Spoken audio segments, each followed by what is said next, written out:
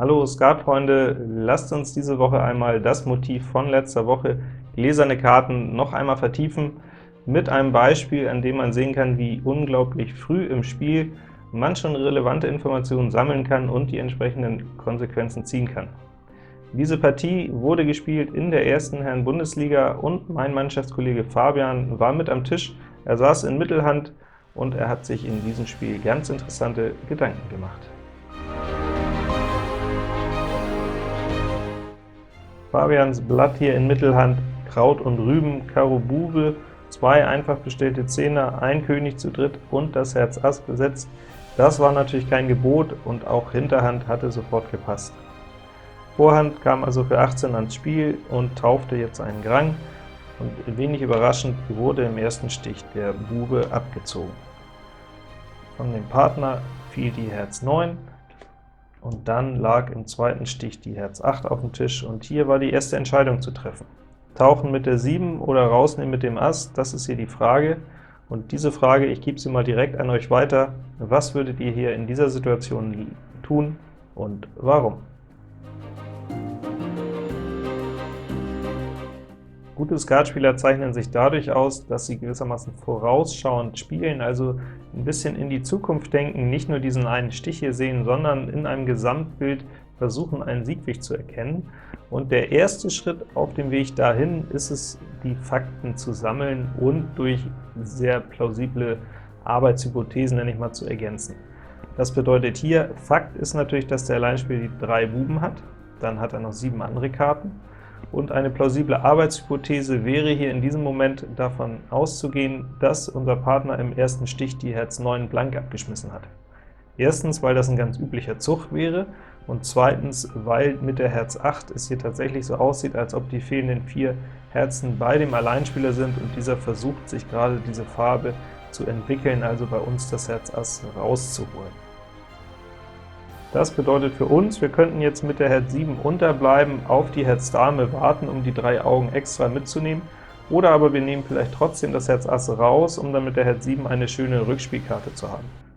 Wie also sollen wir uns entscheiden? So ganz klar ist es immer noch nicht, und das liegt daran, dass uns noch eine weitere Zutat, gewissermaßen der zweite Schritt, fehlt, um hier zu einer belastbaren Entscheidung zu kommen.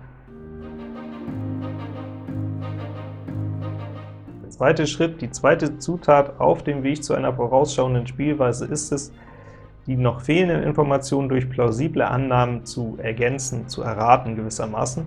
Und da können wir zu ganz guten Ergebnissen kommen, wenn wir einfach unsere eigene Sichtweise mal verlassen und uns stattdessen in die Köpfe der Mitspieler hineinversetzen, in dem Fall also mal durch die Brille des Alleinspielers schauen.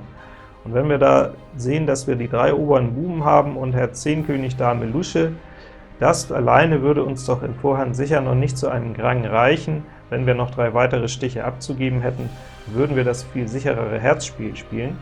Wir können von daher davon ausgehen, dass der Alleinspieler noch eine weitere Stärke in seinem Blatt hat. Eine Stärke bedeutet entweder ein weiteres Ass oder sowas wie 10 König Dame, wo er auch nur einen Stich abgibt. Dieses Szenario 10 König Dame etwa ist aber aufgrund unserer Karte hier ausgeschlossen, sodass wir wirklich davon ausgehen müssen, dass der Alleinspieler noch ein weiteres Ass in seinem Blatt führt, sonst hätte er den Grang nicht riskiert. Und dann folgt als nächster Schritt die Überlegung, wie kann die Karte des Alleinspielers überhaupt in dem Sinne noch aussehen, dass wir das Spiel noch schlagen können. Nun müssen wir nur noch den dritten, den letzten Schritt in dieser Gedankenkette gehen. Das ist allerdings der schwerste. Ich nenne ihn die Konsequenzanalyse. Wir haben also eine ganze Menge Informationen gesammelt, und unser Minimalziel sollte es sein, 60 zu erreichen. Entsprechend müssen wir jetzt schauen, ob es überhaupt noch realistisch plausible Verteilungen gibt, wie wir mit den bekannten Informationen 60 erreichen können. Und das bedeutet zunächst mal, wir können alle die Verteilungen, die wir auf gar keinen Fall mehr schlagen können, ganz getrost aus unseren Gedanken verbannen, wie mieses Karma einfach zur Seite schieben. Wenn der Alleinspieler also hier noch 3 Asse an der Seite hätte, oder der Alleinspieler 2 Asse an der Seite hätte, oder einmal Ass 10 an der Seite hätte, all das interessiert uns nicht, das bekämen wir früh genug mit. Wir versuchen jetzt eine Verteilung zu finden, gegen die wir noch 60 erreichen können. Ein Ass haben wir ihm dazu gerechnet, die 3 Bauern und die 4 Herzen sind auch bekannt. Denkt mal drüber nach, ob ihr hier noch eine Möglichkeit findet, wie wir in 3 Stichen gewinnen können. Ich bin gespannt, ob ihr mit der Vorlage hier jetzt zu einer Lösung gekommen seid. Fabian jedenfalls, der hatte genug Fantasie, um sich eine Verteilung vorzustellen, die noch zu schlagen ist, und er hat die entsprechenden Konsequenzen gezogen. Das bedeutete zunächst, auf die Herz 8 musste getaucht werden, denn die Herz Dame spielt eine wichtige Rolle. Karo Lusche wurde abgeworfen, insofern war hier noch alles im Soll. Es folgt der Herz Dame, Herz Ass, und es wurde von dem Partner das Karo Ass gewinnt. Wenn man jetzt hier nicht diesen Plan schon im Hinterkopf hat und ein bisschen unbedarft daran geht, dann wäre jetzt sicher die Karo 10 ein naheliegender Fortsetzungszug. Das ist hier natürlich gerade nicht der Fall, denn dann werden wir niemals mit 3 Stichen das Spiel gewinnen können. Stattdessen brauchen wir jetzt einen 21er Stich, wir brauchen eine ungeschützte Lusche beim Alleinspieler, und wir wissen ja sowieso, dass wir den Alleinspieler nicht mehr schlagen können, wenn er noch 2 Asse im Blatt hat. Unser Partner muss also sowieso noch einen Ass führen. Insofern ist die Kreuz 10, die jetzt folgt, die im ersten Moment vielleicht wild Harakiri aussieht, ein ganz logischer und folgerichtiger Zug, bei dem wir vor allen Dingen auch nichts zu verlieren haben.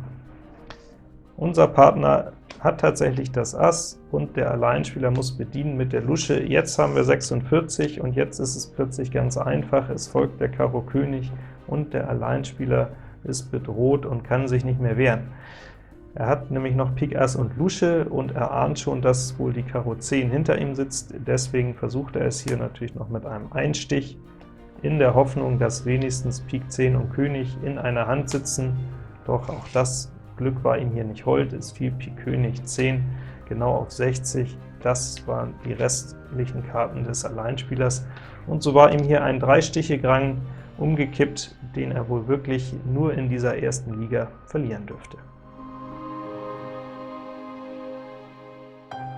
3 Stiche auf 60, sicher bitter für den Alleinspieler, aber das kommt vor, das haben wir alle selbst schon erlebt. Viel spektakulärer an dieser Verteilung an sich die Erkenntnis, wie früh im Spielverlauf ihr als Gegenspieler manchmal schon genug Informationen zusammen habt, um einen guten Plan zu fassen und dem Alleinspieler dann tatsächlich das ein oder andere gute Spiel umzubieten. Es sind immer wieder die 3 gleichen Schritte, die ihr dabei in der Vorbereitung gedanklich durchlaufen müsst. Erstens Sammeln der bekannten Informationen, ausgehend von den Trümpfen, und ergänzen mit plausiblen Annahmen. Zweitens, raus aus eurer eigenen Sichtweise, rein in den Kopf des Alleinspielers. Was hat er für ein Blatt? Wie könnte er gedrückt haben? Warum spielt er eine Karte, die er spielt? Daraus lassen sich ganz interessante Erkenntnisse gewinnen. Und drittens, Konsequenzanalyse.